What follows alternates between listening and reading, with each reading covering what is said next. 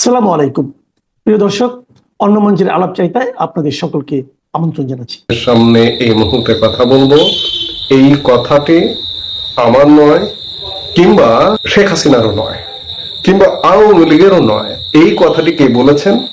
একটু পুরনো, কয়েকদিন আগে যখন বাংলাদেশের প্রধান উপদেষ্টা doctor Mohammad Yunus new York সফরে গিয়েছিলেন, তখন এক সাক্ষাৎকারে তিনি বলেছেন যে ভারত এখনো আশা করছে যে শেখ হাসিনা আবারও ক্ষমতায় ফিরবেন।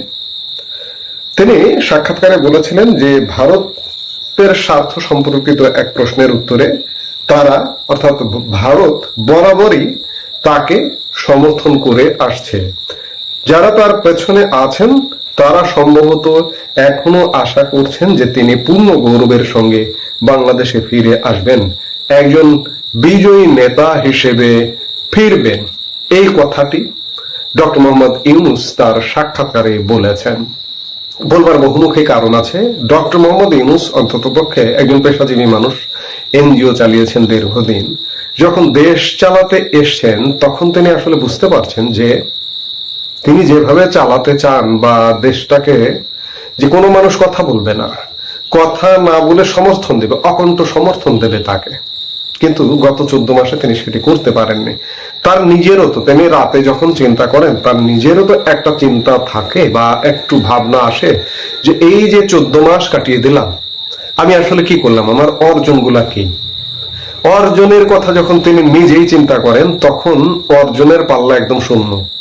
তখন স্বাভাবিকভাবে তার মনেই হতে পারে যে শেখ হাসিনা নজিরবিহীন ভাবে পৃথিবীর ইতিহাসে যে পতিত একটা সরকার অভ্যুত্থানের মাধ্যমে বা ষড়যন্ত্রের মাধ্যমে, আন্দোলনের মাধ্যমে পতন হয়ে সাথে সাথে রিপিট ক্ষমতায় আসে, এটা তো হয় না। কিন্তু ডক্টর ইউনূসের মধ্যে এই ভাবনাটাও হয়তো এখন কাজ করে যে রেকর্ড করবে, এবং ডক্টর ইউনূস পন্থীদের মধ্যেও এই প্রকাশটা আপনারা বিভিন্ন সময়ে বিভিন্ন মাধ্যমে সোশ্যাল মিডিয়াগুলো যদি খেয়াল করেন, এখন আমি এই মুহূর্তে আর আলাদা করে কারণ নাম মেনশন করছি না, যে এইটা অন্ততপক্ষে তারা বুঝতে পারছে যে তারা যে আশা ভরসা নিয়ে এসছিল সেই আশা ভরসার কিচ্ছু বাস্তবায়ন করতে পারেনি, কিংবা মানুষকে স্বপ্ন দেখাতে পারেনি, কিংবা স্বপ্ন দেখিয়ে যে সামনে যে একটা স্বপ্ন আছে যে সুন্দর একটা জায়গায় নিয়ে যাবে, সংস্কার করবে, এটা করবে সেটা করবে, 14 মাসে কিচ্ছু নেই। রাজনৈতিক দলগুলোর মধ্যে মারামারি ফাটাফাটি লেগে আছে, এর মধ্যে আবার নির্বাচন করবে, নির্বাচন করে ক্ষমতা হস্তান্তর করবে। এখন নির্বাচনটা সত্যিকার অর্থে বাংলাদেশের বর্তমানে যে অবস্থা, যে স্টাইলে যেভাবে নির্বাচন করতে চাইছে, সত্যিকার অর্থে দেশি বিদেশি বাস্তবতা নেই সেহেতু কি করতে হবে? বারবার বলি, আবারও বলছি যে সবার অংশগ্রহণে অন্তর্ভুক্তিমূলক একটা নির্বাচন করতে হবে। আর অন্তর্ভুক্তিমূলক নির্বাচন করলে কি হবে? অন্তর্ভুক্তিমূলক নির্বাচন করলে যেটি হবে যে গত 1 বছরে ইউনূস সরকারের ব্যর্থতা এবং ইউনূস সরকারের সমর্থক কারা, বর্তমানে যে রাজনৈতিক দলগুলো কাজ করছে তারা। আমরা সর্বশেষ জাতিসংঘ সাধারণ পরিষদের অধিবেশনেও ইউনূসের সাথে একসঙ্গে সবাইকে যেতে দেখলাম। বিএনপিকে যেতে দেখেছি, জামাতকে যেতে দেখেছি, এনসিপি কে যেতে দেখেছি।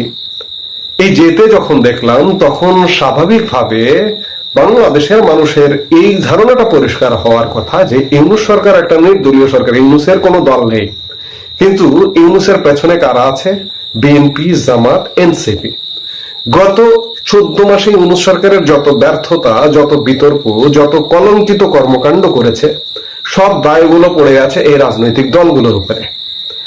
আবার এই রাজনৈতিক দলগুলো সমানে বিতর্কিত কর্মকাণ্ড করে যাচ্ছে।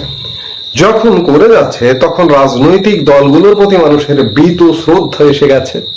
আরেকদিকে সরকারের সীমাহীন বিতর্ক এবং ব্যর্থ গত 1 বছরে বা 14 মাসে বাংলাদেশকে পিছিয়ে দিয়েছে।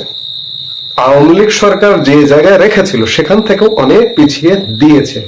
স্বাভাবিকভাবে এই মুহূর্তে যদি একটা অন্তর্ভুক্তিমূলক নির্বাচন হয়, তাহলে দেশে বিদেশে কারো কি ধারণা করতে বাকি থাকে যে পৃথিবীতে একটা নজিরবিহীন ঘটনা ঘটবে যে অন্তর্ভুক্তি নির্বাচন হলে সর্বশেষ অপসারিত সরকারটি আবারও আসবে? কারণ এখন তো চোখে আঙুল দিয়ে দেখানোর মতো ইউনূস সরকার ভালো কোনো কাজকর্ম করেনি, কিংবা এই যে বর্তমানে যে রাজনৈতিক দলগুলো তো আগের যে সরকারের দলটি, সেই দলের যে ভালো কোনো কর্মকাণ্ড তো করেনি। তাহলে কি আসবে ক্ষমতায়? খুব স্বাভাবিকভাবে আওয়ামী লীগ আবার ক্ষমতায় আসবে, শেখ হাসিনা দেশে ফিরবে, শেখ হাসিনা আবারও প্রধানমন্ত্রী হবে। এই ভয়টা, এই ভীতিটা কাজ করছে। এই কাজ করা থেকেই ডক্টর মোহাম্মদ ইউনূস বলছেন যে ভারত এখনো আশা করে যে শেখ হাসিনা আবারও ক্ষমতায় আসবেন, এবং আশা করবারও কিন্তু নানা রকম কারণ আছে। আমি বেশ কিছুদিন যাবৎ নানা সময় ভিডিওতে এটাও বলেছি যে আওয়ামী লীগ ক্ষমতায় ছিল, আওয়ামী লীগের বাইরে বাংলাদেশে অন্তর্বর্তীকালীন সরকারের সাথে ভারতের কোনো কূটনৈতিক সম্পর্ক আসলে হচ্ছে না। অন্তর্বর্তী সরকার চলে যাবে, গিয়ে একটা নির্বাচিত সরকার আসবে, এবং নির্বাচিত সরকারটা আসবে কিভাবে? যদি এই যে সাজানো গোছানো নির্বাচন হয়, তাহলে আসলে নির্বাচনটা তো সঠিক হলো না, বাংলাদেশের সব মানুষের জনমতের প্রতিফলন হলো না। তাহলে সেই সরকারটার সাথে কি ভারতের সম্পর্ক হবে? কিংবা ভারত কি আর কার উপরে ভরসা করবে? বাংলাদেশের প্রধান এই মুহূর্তে আওয়ামী লীগের কার্যক্রম নিষিদ্ধ করে রাখা হয়েছে, এর বাইরে আছে জামাত। জামাতের সাথে ভারতের কি সম্পর্ক হতে পারে? কোনোভাবে অসম্ভব। বিএনপির সাথে সম্পর্ক হবারও একটা চেষ্টা বা সুযোগ গত বছর সরকার পতনের সাথে সাথে ভারত কিন্তু একটা সুযোগ দিয়েছিল, বিএনপি সেই সুযোগটা নিতে পারেনি। আমি এর আগে এই কথাগুলো বলেছি, আবারও বলছি, হয়তো রিপিট হয়ে যাচ্ছে, তারপরেও এগুলো বারবার মানুষকে স্মরণ করিয়ে দিতে হবে, এই জন্যই বলছি। বিএনপি মহাসচিবের সঙ্গে ভারতীয় হাই কমিশনার প্রণয় ভার্মা গত বছরের সেপ্টেম্বরে দেখা করেছিলেন। কেন দেখা করেছিলেন? ভারত তখন ধরেই নিয়েছিল যে কমপক্ষে একটা টার্ম আওয়ামী লীগের একটা ব্রেক হবে, গ্যাপ হবে, তাহলে আওয়ামী লীগের বিকল্প হিসেবে আমরা কার সাথে কাজ করবো? বিএনপির সঙ্গে।